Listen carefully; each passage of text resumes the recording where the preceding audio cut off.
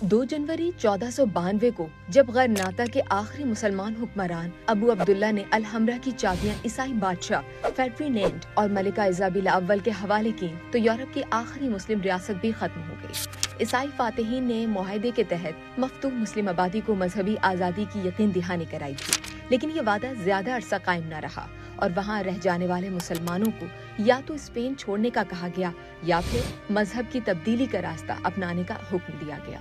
मसाजिद को गिरजाघरों में तब्दील कर दिया गया और कुछ ही अरसे बाद स्पेन से मुसलमानों का नामो निशान तक मिटा दिया गया।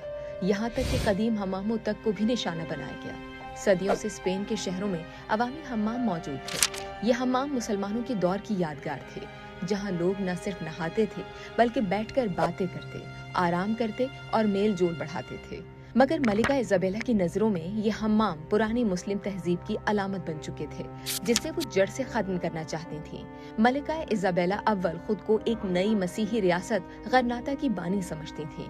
उनके नजदीक ये सिर्फ जमीन जीतने की जंग नहीं थी, बल्कि सोच और तहजीब बदलने की जंग भी थी। हम्मामों की मकबूलियत नमाज से पहले जिस्मानी पाकीज़गी के अमल से जुड़ी हुई थी। इसीलिए इस्लामी दौर के आगाज में खास तौर पर शहरी इलाकों में हम्माम मस्जिद के साथ बनाए जाते थे और मस्जिद की मिल्कियत में शामिल होते थे।